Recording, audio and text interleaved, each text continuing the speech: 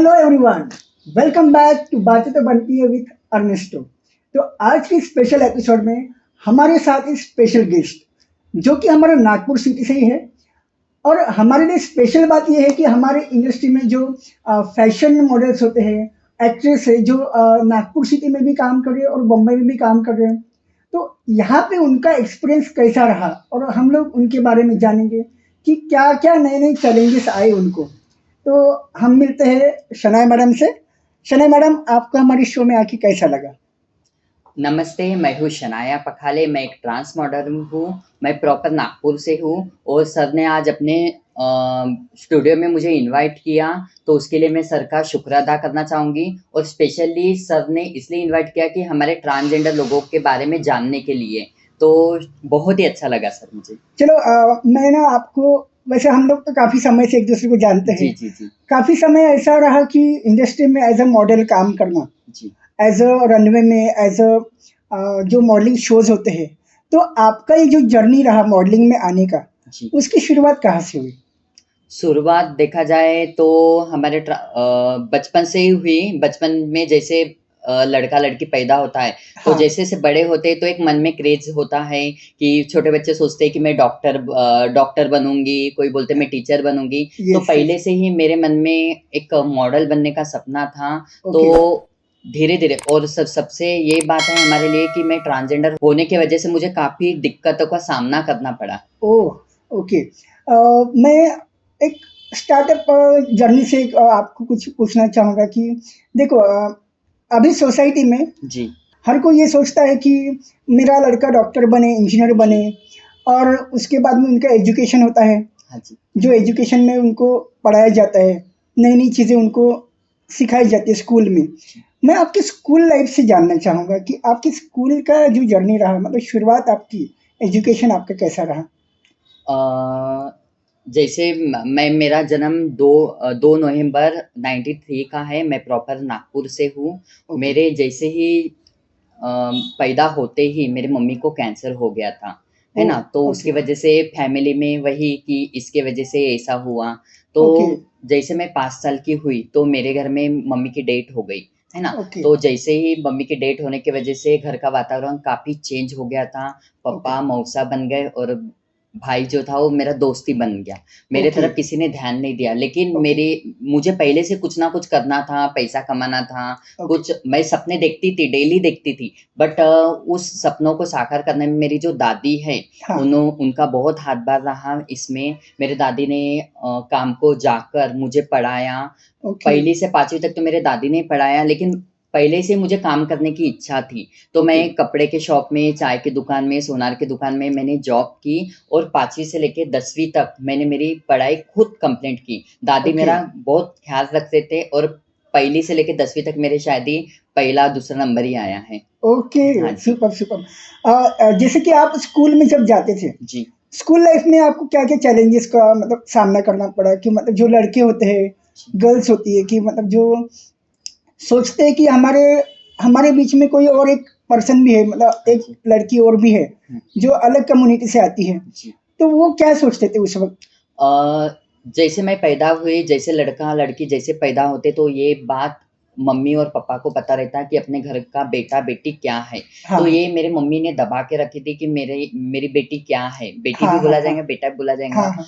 तो मेरे मम्मी ने मुझे ऐज़ एक लड़के जैसे ही रखा कि ताकि समाज में पता ना होए, बदनामी नहीं होए। सबसे ज़्यादा घर के लोग बदनामी से डरते हैं, है ना? ओके, हाँ, तो यस, यस। मम्मी जाने के बाद में जो दादी थी, दादी ने मुझे ऐज़ अ बॉय जैसे ही रखा कि ताकि घर के लोगों पर कोई उँगली ना उठा सके। तो मेरा ओके, जो पहली से 5वीं तक जो भी स्कूल का जर्नी थी, वो मेरे हाँ, लड़के जैसे हुए। बाद में मुझे थोड़ा-थोड़ा एहसास होने लगा कि यार मैं इन लोगों जैसे नहीं हूँ, और हुँ, मैं हुँ। इतना कन्फ्यूज़न थी। तब एलजीबीटी कम्युनिटी ऐसा कुछ भी नहीं समझता था। ओके, और ओके, हाँ, अभी लड़का-लड़की 10 साल के नहीं हुए तो उनको सब कुछ समझ जाता है। तब एग्ज़ैक्टली। हमारे ज़माने में इतना कुछ तो नहीं था। तो मैं कन्फ्यूज़ थी कि मैं क्या हूँ? लेकिन मैं इतना पता था कि मुझे कि पढ़ाई बहुत ज़्यादा करना है और बहुत सारा पैसा कमाना है। ओके, और दिक्कतें तो ये मुझे खुद को ही मैं घुट-घुट के जी रही थी कि मैं क्या हूँ एक्चुअली। और मुझे ओके, पहले से नेल्स नेल्स लगाने का शौक है, थोड़ा ओके, मेकअप हाँ, करने हाँ। का शौक है। तो मुझे देखने वाले अलग नज़र से देखते थे, बट मैं घुट-घुट के ही जी रही थी। Okay, okay. नहीं, ये मुझे ये बात सुन के काफ़ी अच्छा लगा कि आपकी इच्छा है, आपकी जो अपेक्षाएँ थी, वो जी। शुरुआत से ही एक अच्छी उड़ान लेने के लिए तैयार जी, थी। जी, जी। और जैसा अभी 10th के बाद हम जब कॉलेज में एडमिशन लेते हैं, हाँ जब हम जी। कॉलेज में जाते हैं, हाँ तब जी। हम अपने एक एज में आ जाते हैं। हाँ जी। और उस वक़्त ना हर कोई एक नज़रिया अलग रहता है किसी और को देखने का। जी। तो आपका जो कॉलेज लाइफ़ है, हाँ। जैसे आप कॉलेज में एंटर किए, कॉलेज में आपने एडमिशन्स लिए, तो वहाँ पे आपकी जो जैसे पेरेंट्स हैं जी। और जो स्टूडेंट्स हैं, हुँ। उनके बारे में आपका क्या विज़न रहा है? जैसे मैं मेरा जैसे 10th क्रॉस हो गया तो मैंने 11 में कॉमर्स लिया था, है ओके। ना? तो मुझे ऐसे लगता था क्योंकि मुझे पता था मैं क्या चीज़ हूँ, मैं तो घुट-घुट के जी रही थी। हाँ, बट हाँ। मुझे कुछ ना कुछ करना था, पढ़ाई करना था क्योंकि कल जाके ये नहीं बोलना चाहिए कि इनकी मम्मी की डेथ हो गई तो ये हाँ, ऐसे ही हाँ। हो गए। तो मैंने काम करके मैं मॉर्निंग में पेपर बाँटती थी, मैं कृष्णा जी खोपड़े के बैंक में जॉब भी करती थी। मैं थोड़ा-थोड़ा पार्ट टाइम जॉब करते-करते ओके। मैं कॉलेज तक पहुँची और वहाँ पर मुझे तो पता है मैं तो मेरी तो एडमिशन बॉय बनकर हुई थी, या बट एग्ज़ैक्टली। मैं सभी के साथ में अच्छा रहती थी क्योंकि हम ओके। सबका दर्द समझते लड़के का, लड़की हाँ, का। हाँ। तो मुझे ऐसा लगता कि मुझे 11 और 12 में ज़्यादा तकलीफ नहीं हुई। हाँ, लेकिन ओके। जो मेरा लुक था, लुक की हाँ, वज़ह हाँ। से काफ़ी मुझे टॉर्चर किया तो गया था। होता है ना कॉलेज लाइफ़ में क्या होता है कि अट्रैक्शन जो होता है, जी। लड़का और लड़कियों का जो अट्रैक्शन होता हाँ है, जी। अभी भी सोसाइटी में है कि कोई खूबसूरत दिखने वाली लड़की जो है उसको ज़्यादा हाँ अटेंशन जी। मिलता है। तो आप तो वैसे ही खूबसूरत पहले से ही हो, जी।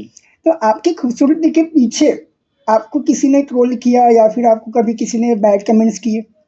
हाँ, मेरा रहना ऐसा था कि मेरा कपड़े तो मेरे बॉयज़ जैसे रहते थे बट हाँ, हाँ। उस कपड़ों में एक छुपी एक औरत ही थी, है हाँ, ना? हाँ। तो मुझे हाँ, शुरुआत में बहुत ज़्यादा प्रॉब्लम हुआ कि लड़के लोग जब मैं किसी के साथ में बात करती थी, तो यस। वो लोग मुझे बोलते थे, "यार ये नेल्स क्यों लगाए? हाँ, ये नेल हाँ। पेंट क्यों लगाया?" मैं हल्की-हल्की थोड़ी लिपस्टिक लगाती, तो या मुझे प्रॉब्लम करते थे कुछ-कुछ लोग और कुछ-कुछ लोग हैं कि जो समझते भी थे ओके, कि ओके। जिनको पता है कि या ये सब चीज़ें होती हैं। या और बाकी जो लड़कियाँ थी, लड़कियाँ मेरी बहुत अच्छी फ्रेंड थी और ओके, वो लोग मुझे सपोर्ट भी करते थे और ओके। एटलीस्ट 11-12 मेरा बहुत अच्छा गया। मैं कॉलेज की यानी अपने क्लास की मैं क्लेवर स्टूडेंट में मेरा नाम था। सुपर्ब! सुपर्ब! आपका स्कूल मतलब कौन से कॉलेज में आपका मतलब दाखिला था? आप कौन से स्कूल में न्यू इंग्लिश महल।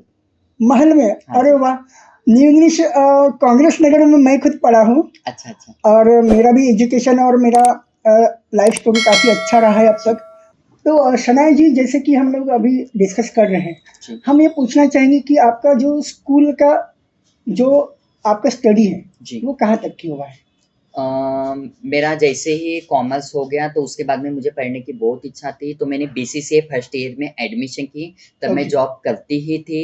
जॉब कर कर के मैंने मेरी पढ़ाई की, मेरा बीसीसीए सेकंड ईयर हो चुका है। ओके। हाँ, फिर उसके बाद में जैसे कॉलेज की फ़ीस बहुत ज़्यादा थी और मेरा जॉब पार्ट टाइम में होता था, तो उसकी हाँ, वजह से मैं जो भी कॉलेज की फ़ीस है, मैं अफ़ोर्ड नहीं कर पाती थी। तो ओके। हमारे कॉलेज में बबन राव थायवाड़े सर थे, तो हाँ, हाँ। उनको मेरी कंडीशन पूरी पता थी और मेरी सेक्सुअलिटी के बारे में पता था, तो या उन्होंने मेरी फ़ीस बहुत ज़्यादा कम करवा दी थी और मेरा first year, second year DNC Dhanwate national college से हुआ। ओके। सो देखिए एजुकेशन तो हमारा चलते ही रहता है, जी, बट एजुकेशन के बाद करियर भी है, जी, उसके बाद लाइफ में आने वाली कुछ सारी बहुत सारी समस्याएँ भी हैं। जब आपको ये पता चला कि आप किन्नर समाज से हो, जी। तो आपका कम्युनिटी में इन्वॉल्यूशन कब से हुआ? मतलब आप कम्युनिटी में कब इन्वॉल्व हुए? अच्छा, जैसे मेरा बीसीसीए सेकंड ईयर हुआ तो मुझे ऐसे लगा कि यार अभी पैसा कमाना चाहिए। तो मैं हाँ, ऐसे टेंशन में घूमते-घूमते जॉब सर्च कर रही थी, तो जॉब में मुझे ऐसे लग रहा था कि 7, 8, 10 सैलरी तो मुझे इतना पता था कि मेरी जितनी सैलरी रहेंगी उससे ज़्यादा मेरे शौक हैं। तो या मैं हाँ, ऐसे एक बार फुटाला चली गई घूमते-घूमते तो वहाँ पर जो ट्रांसजेंडर कम्युनिटी के लोग रहते हाँ, हैं, हाँ। वो अपने वहाँ पर घूमते ही रहते हैं, है ना? तो हुँ, मेरी एकदम अचानक उनसे मुलाकात हुई, तो उन्होंने बोला कि अरे यार ये उन्होंने अपने लैंग्वेज में बात की हाँ, कि हाँ। अपनी चीज़ है करके, तो मुझे तब कुछ भी नहीं समझा, मैं डर गई थी उनसे, कि ये लोग ओके, लेके ओके। ना जाए करके मुझे। तो उन्होंने वो 3-4 लोग थे, उन्होंने मेरे से बात की कि आप ऐसे हो, हुँ, आ हुँ। जाओ ऐसा-वैसा। तो ओके, बोलते हैं ना कि 2 लोग अच्छे रहे तो तीसरा खराब रहता है। यस, तो यस। 2 उनमें से मुझे कुछ लोगों ने बोला कि आप आ जाओ, बहुत पैसा कमाओगे, मुझे लालच दी बहुत हाँ सारी। हाँ तो उनमें से कुछ लोगों ने मुझे ये भी बोला कि नहीं, किन्नर लोग अच्छे नहीं होते हैं, हाँ हाँ आप जहाँ पर हो वहीं पर रहो, आप 2 पैसे कमाना, किन्नरों से दूर रहना। बट हम्म कहीं न कहीं जहाँ की चीज़ वहाँ आ ही जाती है। फिर मैं दु उन्होंने कॉन्टैक्ट नंबर दिया, मैं उनसे हम्म मिलने गई, तो फिर उन्होंने जो लड़ मैंने कभी ऐसे हरकतें नहीं की थी। मुझे पता है कि मैं एक ट्रांसजेंडर हूँ, मेरे हाँ इसमें एक स्त्री छुपी हुई है। मैंने कभी घर पर ऐसे हरकतें नहीं की थी कि मैं लड़की कपड़े पहन के हाँ हाँ देखूँ, क्योंकि मेरे पापा बहुत ज़्यादा स्ट्रिक्ट थे। तो ओके फिर मैं उनके घर पर गई, तो उन्होंने मुझे लड़की के कपड़े वगैरह पहनाए, मेकअप किया, मुझे काफ़ी अच्छा लग रहा था। बाद ओके में वही कि बस्ती में जाना पड़ता है, पैसे माँगना पड़ता है। हाँ हाँ जैसे मैंने वो कपड़े पहनने के बाद में मुझे एक मन में डर था, अगर घर में अगर ऐसा कुछ पता चले तो। हाँ तो वो हाँ लोग ऑटो में वगैरह लेकर गए, तो मेरी ऑटो से बाहर निकलने की इच्छा ही नहीं हो रही थी। ऐसा ओके लग रहा था कोई ना कोई मुझे देख लेगा। या हाँ तो भी ज़बरदस्ती से वो मुझे लेकर गए और वो बस्ती में वग़ैरह माँगने लगाया। तो हाँ शायद उस दिन की मेरी कमाई काफ़ी अच्छी थी, तो मैं बहुत खुश हो गई, अरे यार पैसा, ओके एक ओके दिन में हाँ इतना पैसा। ओके तो मैं काफ़ी खुश भी थी और खाना भी मिलता था सब कुछ। यस यस लेकिन बाद में बोलते हैं ना, 4 दिन की चाँदनी बाकी सब अंधेरी एग्जैक्टली रात। एग्जैक्टली हाँ तो मैंने कभी घर पर ऐसे काम वग़ैरह कर नहीं थी, फिर वो किन्नरों में काम करना पड़ता था, बर्तन घसना, ये करना, गालियाँ देना, तो हम्म मुझे सहन नहीं होता था। ओके तो हाँ फिर मैं वहाँ से भागकर जबलपुर चली गई थी। ओके तो जबलपुर में भी वही कंडीशन थी किन्नरों हाँ हाँ को, यानी वहाँ पर भी ताली ठोकना, पैसे माँगना, वहाँ पर भी सेम कंडीशन थी। हाँ मैंने हाँ बोला अरे यार, यहाँ पर भी सेम वैसा ही है ना? ओके हाँ तो मैं फिर से भागकर हाँ नागपुर में आई। मैं बोला अभी मुझे किन्नरों में नहीं जाना, मैंने देख लिया ये लोग ओके ऐसे-ऐसे ओके होते ओके हैं, हाँ पूरी कमाई उनको देना पड़ता है, काम भी एग्जैक्टली करना पड़ता है, उससे अच्छा तो अपन ऐसे ही अच्छे हैं, सही है ना? बात है हाँ तो फिर मैंने नागपुर आने के बाद मैं चुप-चुप के रहने लगी, मेरे जो बाल बड़े थे, हाँ तो हाँ मैंने कैप पहनना चालू कर दिया ताकि मेरे बाल दिखे ना, मैं ओके ओके हाँ प्रॉपर बॉयज़ जैसे रहना चाहिए। तो ओके ओके फिर मैं बैद्यनाथ स्क्वायर में भूरे कॉम्प्लेक्स है, वहाँ पर ओके फिर मैंने वहाँ पर जॉब वगैरह सर्च की, फिर से मैं जॉब करने लगी कि नहीं ओके अभी नहीं जाना है। फिर हम्म वही महीना होने के बाद में सैलरी मिलती थी और हम्म उस सैलरी में मेरे शौक तो कुछ भी नहीं होते थे। ओके तो फिर मैंने ऐसे 6-7 महीने देखे, फिर काम का बर्डन रहता था हाँ हाँ और बॉस चिल्लाते थे कि इतना काम क्यों हुआ, इतना क्यों नहीं हुआ। फिर मैंने लाइफ़ का एक अच्छा डिसीज़न लिया कि मुझे किन्नरों में फिर से जाना है। ये मेरा लाइफ़ का टर्निंग पॉइंट ये था। आप कब एंटर की वापस ये मेरा 1.5 साल के बाद में। कॉलेज लाइफ होने के बाद कॉलेज लाइफ होने के बाद में किन्नर समाज से जुड़ने के बाद में यस यस सब कुछ देखने के बाद में फिर से मैं अपने इसमें आई ओके ओके कि मुझे जॉब करना है। तो जॉब से मेरा कुछ भी नहीं होता था, काम का बर्डन, बॉस का चिल्लाना। यस तो यस मेरा लाइफ का टर्निंग पॉइंट यही था कि मैं फिर से किन्नरों में जॉइंट हो गई। ओके सो मुझे ये बताइए कि आप जॉइन हो गए हमें पता है कि आपका जर्नी काफ़ी मतलब हुँ, स्ट्रगलफुल रहा स्ट्रगलिंग है था। और जो मॉडलिंग का आपका जो दौर रहा है जी, तो किन्नरों में होते हुए मॉडलिंग फेस करना जी, और उसमें अपना लाइफ को मतलब स्टेबल करना जी। उसके बारे में आप मुझे बताइए कि उसमें आपको क्या चैलेंजेस आया है तो जैसे मैं किन्नरों से जॉइंट हुई, तो नागपुर में जो बड़े गुरु थे, तो उनसे मैं मिली, उनको मैंने सब बताया कि मेरे घर की कंडीशन ऐसे है और मुझे कुछ ना कुछ करना है, मैं पढ़ी-लिखी हूँ। तो उन्होंने मुझे यही ब और मैंने उनको ये भी बोला कि मैं किन्नरों में आऊँगी नहीं, जाऊँगी हाँ नहीं। हाँ मैंने ये सब कुछ बात की, तो उन्होंने बेटा बोले कम से कम मुझे इतने किन्नरों में आप जैसा किन्नर मिला बोले, तो वो पॉलिटिक्स में थे, तो मैं उनका पॉलिटिक्स का काम, उनका हिसाब वगैरह सब सँभालती थी ओके और ओके मैंने उनको बोला कि मुझे ऐसे कपड़े पहनना है, मुझे ऐसे रहना अच्छा लगता है। तो हाँ बोले, हाँ "बेटा तू सब कुछ कर" बोले, तो उन्होंने मुझे एक फ्री प्रैंक दी थी, वो मेरे ओके दादी लगते थे। तो फिर मेरा एक क्रेज़ था कि मुझे कुछ ना कुछ करना है, तो एलजीबीटी कम्युनिटी तब सैंक्शन हुआ था। तो ओके हाँ, तो फिर मैं वैसे जॉब तो करती थी और या उन्हीं के साथ में मैं किन्नरों में जॉइंट भी थी। तो ओके वहाँ से पता चला एलजीबीटी कम्युनिटी, तो उसके बाद में मैंने एलजीबीटी कम्युनिटी को बताया कि नहीं, अपना भी एक फैशन शो होना चाहिए, क्योंकि मुझे या एक मॉडलिंग, आर्ट में कुछ ना कुछ एक्टिंग में बहुत ज़्यादा इंटरेस्ट था। तो मैंने सर से रिक्वेस्ट डाली कि सर इतने फैशन शो होते, अपना भी ट्रांसजेंडर कम्युनिटी का होना चाहिए। एग्जैक्टली तो फिर उन्होंने किसी सर को, उनके कॉन्टैक्ट थे, तो उन्होंने बोला अरे यार आप ऑर्गेनाइज़र हो, तो हाँ हाँ आप ट्रांसजेंडर कम्युनिटी का एक फैशन शो, रनवे वॉक रखो। तो या फिर मैं उनसे मिली, तो मैंने उनको बताया, वो भी डरते थे अगला वाला इंसान के लिए डरता था कि यार हम्म, किन्नरों से कैसे बात करे, कुछ बोल तो नहीं देंगे। तो एग्जैक्टली। फिर जब वो मुझे मिले तो उनको अच्छा लगा, अरे यार सच में आप हो क्या? उन्होंने हाथ लगा के देखा कि आप ऐसे भी बात करते हो? मतलब सर हम ऐसे बात करते, एक की हाँ वजह से हाँ। सबका नाम खराब होता। फिर उन्होंने एक शो रखा, हम्म, उसमें शायद मुझे ऐसा लगता है नागपुर में पहली बार किन्नरों का, ट्रांसजेंडर का फैशन शो हुआ और ओके काफी अच्छा लगा मुझे वहां पर। Okay, very nice. देखो, मुझे ये पता है कि आपने ऐसे कई शोज किए हैं, जी। कई आपने म्यूजिक एल्बम्स भी किए हैं, हाँ जी। जहाँ आपको मतलब हमने देखा है कि आपका परफॉर्मेंस, आपका सेलिब्रिटी लाइफ काफी अच्छा रहा है। जी। आप जब सेलिब्रिटीज के साथ में काम करते हो, हाँ जी। तो उनके प्रति आपके मतलब क्या, उनको क्या लगता है कि हम एक ट्रांसजेंडर वुमन के साथ काम कर रहे हैं, तो क्या इंडस्ट्री इस चीज को बढ़ावा देती है राइट नाउ? जैसे कि हम सोचते जी। हैं कि हम बम्बई में काम करना चाहिए, हाँ जी। हर जगह पे अलग अलग फॉर्मेट है काम करने का, तो क्या नागपुर में भी वैसे सोचा जाता है? नागपुर देखो, मुंबई और नागपुर की कंपेयर किए तो नागपुर मुंबई से छोटा ही है। यस, हाँ। और सेलिब्रिटी का जो देखने का नजरिया होता है बहुत ही अच्छा होता है, वो समझते हैं एलजीबीटी कम्युनिटी, वो जानते यस हैं। यस। क्योंकि मुंबई सिटी ऐसे है कि वहां पर ट्रांसजेंडर लोग बहुत अच्छा अच्छा काम करते हैं, तो यस, सेलिब्रिटीज लोग को, एक्टर्स लोग को पता रहता है कि इनकी लाइफ क्या होगी और ये एग्जैक्टली। लोग बहुत कुछ कर सकते हैं। या तो उनका देखने का नजरिया बहुत अच्छा होता है। और देखा जाए तो नागपुर सिटी में स्कोप नहीं है, आर्ट हाँ हाँ, कला बहुत है लेकिन एग्जैक्टली। स्कोप नहीं है। उसके वजह से कहीं ना कहीं नागपुर सिटी थोड़ा पीछे ही है। और अभी गडकरी सर ने अभी बॉलीवुड सिटी नागपुर में बनाने का सोचा है, तो ओके, मैं हाँ। शुक्र अदा करना चाहूंगी गडकरी सर का।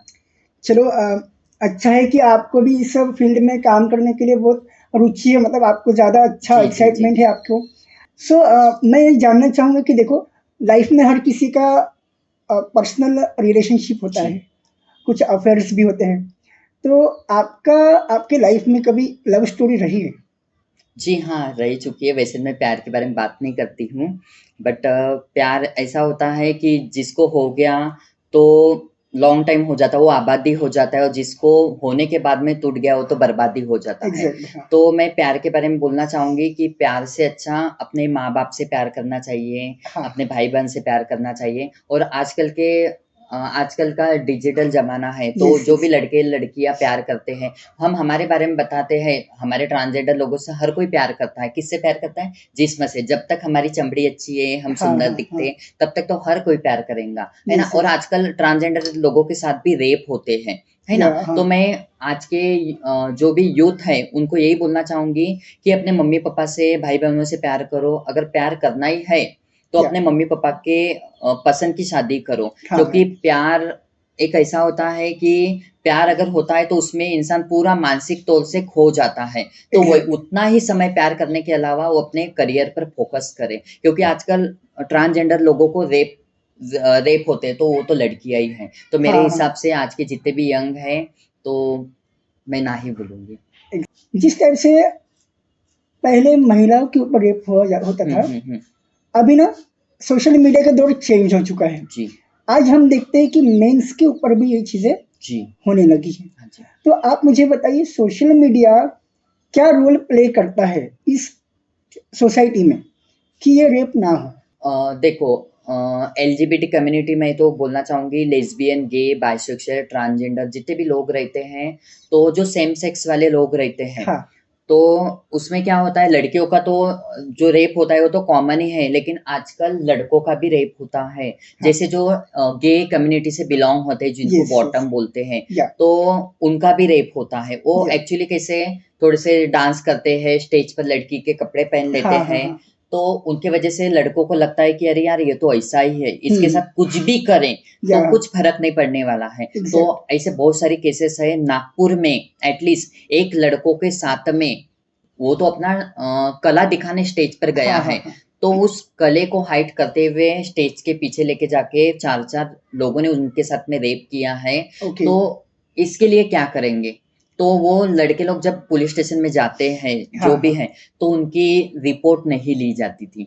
ओके, हाँ। मतलब सोसाइटी में ये चीजें होती है फिर भी उनकी रिपोर्ट नहीं ली रिपोर्ट जाती है। नहीं ली जाती है, उनको यही बोलते हैं। ऐसे भी मैंने ऐसे केसेस देखे हैं, पुलिस वाले यही बोलते हैं, अरे यार तूने ही वैसे किया होगा, तूने हाँ उनको हाँ हाथ लगाया होगा, तूने ही लड़की जैसा किया होगा। अरे यार वो एग्जैक्टली अपना स्टेज पर परफॉर्मेंस दिखा रहा है, तो जरूरी है, उसमें तो लेडीज भी थे, जेंट्स भी थे, है एग्जैक्टली ना। हाँ हाँ तो जरूरी है लड़कों को उनका रेप ही करना। तो ऐसे बहुत सारे केस है, पुलिस वाले फिर बोलते हैं अरे यार मामला दफा दफा कर लो, ओके चलो ओके तू भी चल साइड ले, और पुलिस वाले भी खुद हाथ लगाना चालू कर देते हैं। ओफो। ऐसे हुआ सो है। इसका मतलब इस लेवल पे आज का सोशल मीडिया और ये है अपना सिस्टम है जी कि आज आपको एक सेफ्टी के तौर पे जी जो एक प्रॉपर ये होना चाहिए, सॉल्यूशन होना चाहिए जी कि आपके ऊपर भी अगर कभी कुछ घटनाएं होती है, जी हाँ कुछ आपके मतलब आपको कोई परेशान करता है तो उसके ऊपर एक लीगली एक्शन लिया जाए।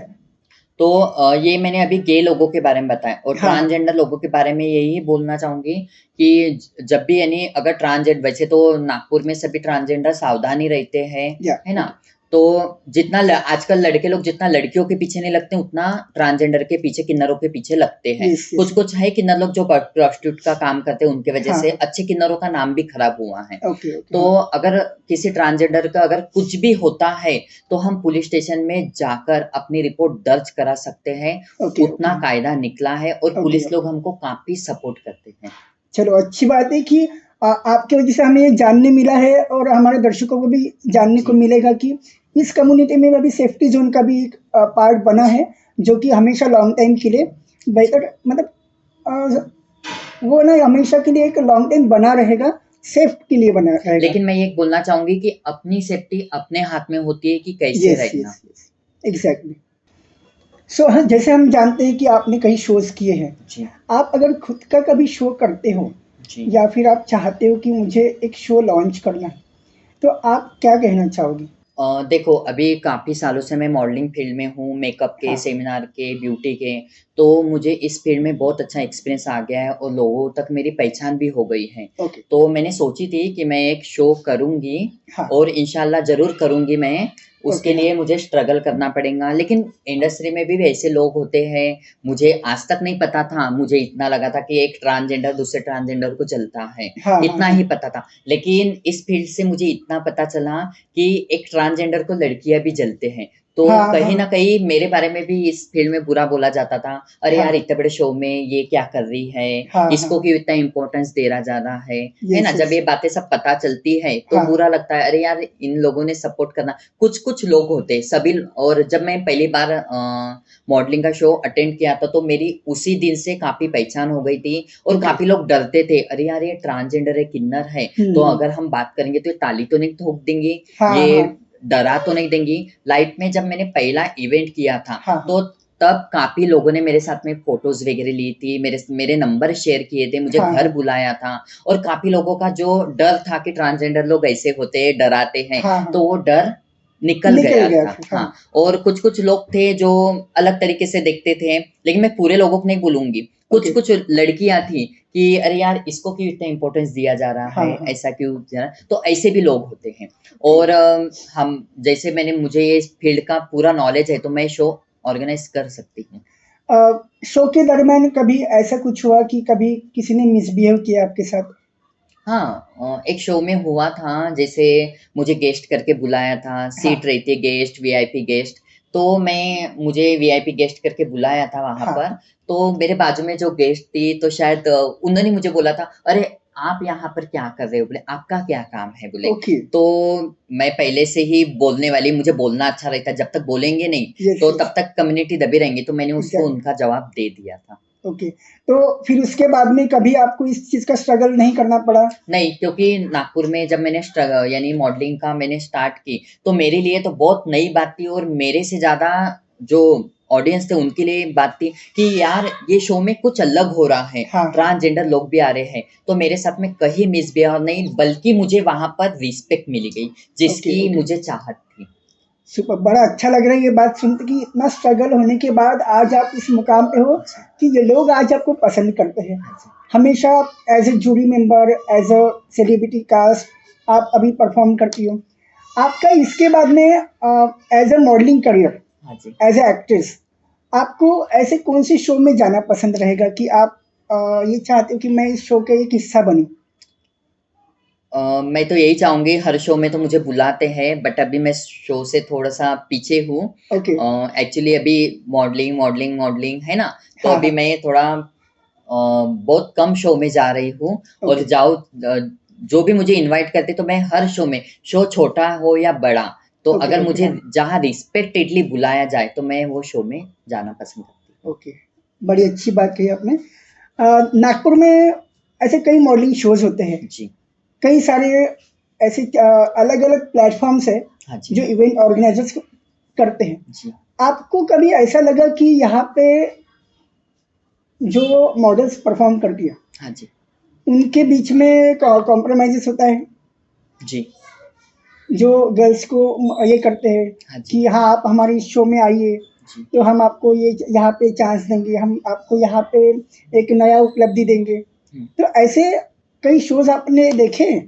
हाँ, मैं ऐसे शो में गई हूँ, मुझे रनवे में मॉडल करके बुलाया है हाँ, और मैं अभी सबसे पहले तो मैंने मॉडलिंग की शुरुआत की थी, बाद में मैंने मेरा एक रनवे रख के यानी हाँ, स्पेशली मुझे एक समय था कि मुझे सिर्फ़ रनवे के लिए बुलाया जाता। शनाया आपको आना है, गेस्ट करके आना है, हाँ, आप रनवे मॉडल रहोगे। तो बाद में मुझे मेरे जितने भी ग्रुप है, जो भी छुप-छुप के रहते थे, हाँ, जो हाँ, कभी स्टेज पर खड़े भी नहीं रहते, तो उनको लोगों को भी मैंने चांस दिया है। उनमें ओके। भी एक कॉन्फिडेंस डाला है कि तुम भी चल सकते हो। हुँ, तो मैं हुँ, एक कोरियोग्राफर जैसे ही बन गई थी कि मैं उनको ओके, सिखाती थी, तो मुझे ओके, काफ़ी अच्छा लगता था कि मेरी कम्युनिटी यहाँ पर आई है और सब लोग जैसे मैं एंटर होती सब लोग बोलते अरे शनाया आ गई। हाँ, बाद में हाँ, अरे आपका भी है क्या? सब लोग एक इंस्पायर यानी बोलते हैं ना आतुकता रहती है। यस, तो यस, यस। एक क्यूरियोसिटी रहती थी कि हाँ, अरे हाँ, यार इन ट्रांसजेंडर लोगों का कब रहने वाला है और हमारे ट्रांसजेंडर लोग बहुत खूबसूरत होते, अलग-अलग आउटफिट्स में आते थे, यस, तो यस, बहुत सारे लोग देखना चाहते थे। एग्ज़ैक्टली। काफ़ी समय ऐसा भी रहा है कि पहले ना कुछ किन्नर लोग जो होते थे, जी। जो सिर्फ़ रास्तों पे ही मतलब अपनी लाइफ़ को सर्वाइव करने के लिए कुछ पैसे माँगते थे, कुछ शॉप्स पे माँगते थे। हुँ, बट अभी का फ़ेस चेंज हो गया जी। है ना? अभी जैसे कि आप जैसे इतना अच्छा काम करते हो, हाँ जी। तो अभी वो जो लोग पहले जो इस फ़ॉर्म में काम करते थे, क्या वो लोग वही प्लेटफ़ॉर्म में अभी अपना लाइफ़ जी रहे हैं? हाँ, कुछ-कुछ लोग हैं कि वही यानी वही काम कर रहे हैं, ओके। बट उसमें से कुछ-कुछ लोग हैं कि जिनको जिस कला में आवड़ थी, तो वो हाँ, लोग हाँ। वो ही काम कर रहे। अगर किसी को पेंटिंग में थी, तो ओके, मेरे हाँ। वजह से उनकी काफ़ी पहचान हो गई, तो ओके, किसी को मेहंदी के ऑर्डर आते थे, किसी को पेंटिंग के आते थे, ओके, ओके, हाँ। जो घर में कपड़े अच्छे-अच्छे यस। ड्रेस बनाते थे, उनके कपड़े मैं पहनती थी बनाए हाँ, हुए, हाँ। तो उनको भी शायद ऑर्डर आते हैं कि ओके, अरे यार मेरे लिए ऐसा बना, यानी वो कहीं न कहीं अर्निंग पॉइंट कर रहे हैं और अब साथ ही अपना काम भी कर रहे हैं। ओके। सो अभी देखिए, अब आप लाइफ़ के उस पड़ाव में आ चुके हो कि जी। आज आपको फैमिली भी चलाना है, हाँ जी। आपको अपनी लाइफ़ को आगे बढ़ाना है। अभी आप आपके फैमिली के साथ में अभी आपके साथ कौन-कौन जुड़े हैं राइट नाउ अभी इस समय पे? सबसे मेन मेरे साथ में मेरे फैमिली में मेरे पापा, मेरे भाई, मेरी भाभी हाँ, और मेरी दादी जो मेरे आज घर पर आई हैं। ओके, तो ओके। बोलते हैं ना कि पहले सब यानी जब घर पर थे तो कोई बात नहीं करते थे हाँ, सब, हाँ, हाँ। लेकिन जब लाइफ जैसे सेटल हो जाती है और सबसे मेन है कि घर वाले तो अच्छे रहते लेकिन जो आजू-बाजू वाले हैं वही लोग हाँ, भड़काते हैं कि आपके घर का वंश ऐसा काम कर रहा है वैसे। जब वो लोग देखते हैं मोबाइल में कि अरे यार मेरा बेटा-बेटी ये सब हाँ, काम कर रहा हाँ। है तो उनको भी प्राउड होता है और कहीं न कहीं उनको पछतावा होता है यार हमने इनके साथ में इसके साथ में गलत किया। गलत किया, हाँ, हाँ। तो अभी मेरे पापा रोज़ फ़ोन करते हैं, मेरी दादी मेरे घर पर रहती है, ओके, ओके, 15 दिन मेरे घर पर रहती है और मैं मेरी दादी को काफ़ी घुमाने लेके जाती हूँ ओके, ओके। और एटलीस्ट मेरे घर के अलावा मेरे जो आजू-बाजू के जो नेबरहुड है, हुँ। सब लोग मेरे से बात करते हैं, घर पर भी आते हैं। सो अभी हम यही जानेंगे कि देखो बॉलीवुड में हम लोग अभी तक काम करते हुए आए हैं। जी। आपने कई एक्टर्स के साथ काम किया है। आपको बॉलीवुड में काम करना पसंद आएगा या फिर जैसा अपन हैदराबाद है साउथ फ़िल्म में से, है ना? उसमें काम करना अच्छा लगेगा? मेरे हिसाब से तो बॉलीवुड में क्योंकि बॉलीवुड अपने महाराष्ट्र में है, हाँ। तो बॉलीवुड में ही अच्छा लगेगा। ओके और देखिए बॉम्बे सिटी और दिल्ली सिटी जितना मतलब वीआईपी सेक्शन है, जी। क्या आपको ऐसा लगता है कि मुंबई और दिल्ली जैसा ही हमारा नागपुर बन पाएगा?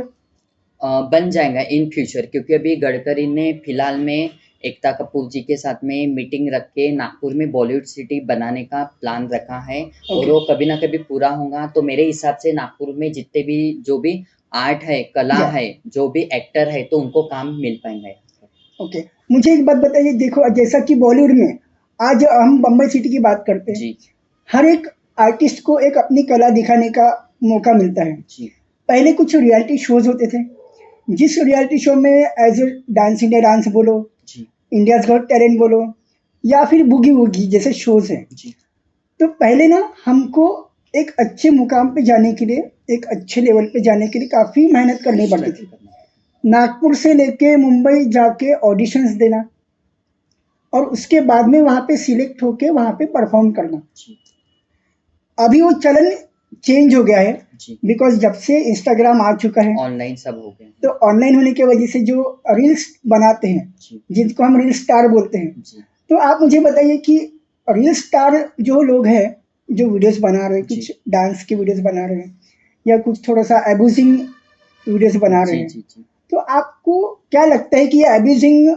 जो वीडियोस है, हम्म वो रोकना चाहिए ना रोकना चाहिए? एबूजिंग से तो यही होगा कि जो आजकल के बच्चे लोग हैं तो वो हाँ, भी वही सीखेंगे, तो कहीं ना कहीं रोकना चाहिए। और जो अच्छे रील हैं, आजकल लोग तो अच्छा देखते नहीं हैं, यस यस, और अच्छे के लिए बुरा अगर है तो बुरे के लिए पैसे देते हैं, लेकिन अच्छा फ्री में नॉलेज लेते नहीं हैं। तो एग्जैक्टली मेरे एग्जैक्टली, हिसाब से बुरी चीज़ तो रुकना चाहिए। और बात करें मुंबई की, मुंबई में कोई मेल रहे, फीमेल रहे कि ट्रांसजेंडर रहे, यस, उसको इतना इम्पोर्टेंस नहीं है, उसके एग्जैक्ट कले को इम्पोर्टेंस है कि उसके एग्जैक्ट पास में कितनी कला है। Exactly exactly. मैं अभी देख रहा हूँ हाल फिलहाल में नागपुर में एक, आई डोंट नो कि ट्रांसजेंडर ही है या फिर कोई है, जो वीडियो बना रहे हैं जी और इंस्टाग्राम पे वायरल हो रहे हैं। जी ऐसे भी कुछ आपकी कम्युनिटी से मैंने कुछ हाँ जी पर्सन देखे इंस्टाग्राम पे, जी जो वीडियोस बना रहे हैं, जी और वो बोल रहे हैं कि, मतलब बोलते हैं ना, वो जो चुटकी वाला डायलॉग होता है, हाँ जी हाँ जी हाँ जी। देखो, रील तो हर कोई बनाता है, बच्चे से लेके बूढ़े तक बनाते हैं। तो मैं यही बोलना चाहूंगी कि रील वही वायरल होती है जिस रील में कुछ मतलब ही नहीं होता है। और हाँ जो एग्जैक्टली कंटेंट जमा कर करके रील बना रहा है, हाँ हाँ, वो इंसान पर व्यू कितना आते हैं, ज्यादा से ज्यादा 1000 2000 आते हैं। एग्जैक्टली, हाँ हाँ, तो किसी के रील के बारे में बोलना नहीं चाहूंगी, लेकिन एग्जैक्टली, जो पहले से स्ट्रगल करते हुए आ रहा है, तो हाँ। उसको उतना उसका फल नहीं मिल रहा है। तो इसका मतलब ये है कि जो लोग अनवांटेड जी बेहुदा जो वीडियोस बनाते हैं, तो हाँ जी, उनका रीच ज़्यादा बढ़ता ज्यादा है, हो रहा और है, जो मेहनत कर रहा है उसका उतना रीच नहीं नहीं मिलता हो रहा है ना? आपकी बात सही है, मैं भी इस बात पे एग्री हूँ, जी क्योंकि हम भी काफ़ी मेहनत करते हैं हमारे कंटेंट के लिए, बट इंस्टाग्राम में यही चाहते हैं कि एब्यूजिंग एंड थोड़ा न्यूडिटी वाली जो रील्स है वो ज़्यादा शेयर हो। तो हमारे दर्शकों के लिए आप क्या बताना चाहोगे कि हमारे इस शो में आपको आके कैसा लगा, और इस शो का जो प्लेटफॉर्म है, जैसे आप हमारे इस शो पे आए, अच्छा वैसे भी हमारे और गेस्ट भी आएंगे, तो जी। आप हमारे दर्शकों को क्या बताना चाहोगे? नमस्ते। मैं आप सर ने हमारे लाइफ के बारे में सब कुछ जान लिया है और आपको भी पता चल गया है। तो मैं सबसे पहले लोगों के लिए यही बोलना चाहूँगी, जितने भी दर्शक लोग हैं, कि हर एक ट्रांसजेंडर अलग-अलग होते हैं, क्योंकि जैसे अपने हाथों के जो पंजे यानी फिंगर है, या वो हाँ, अलग-अलग है। तो दर्शकों को मैं यही बोलना चाहूँगी कि हर एक ट्रांसजेंडर एक रिस्पेक्ट चाहता है, तो आप उसको रिस्पेक्ट दो। वो हर बार अगर वो आपके पास में अगर रिस्पेक्ट माँगने आएगा, अगर आप उसको यही बोलोगे कि पैसे नहीं हैं, तो वैसे नहीं होगा। मैं यही बोलना चाहूँगी कि आप रिस्पेक्ट दो, तो रिस्पेक्ट मिलेंगी। और मैं हमारे ट्रांसजेंडर भाई-बहनों को यही बोलना चाहूँगी कि आपके पास में जितनी भी कला है, तो कला अपने मन में घुट-घुट के ना रखते हुए वो सामने लाओ, अलग-अलग लोगों से मिलो और उस कले का प्रदर्शन करो।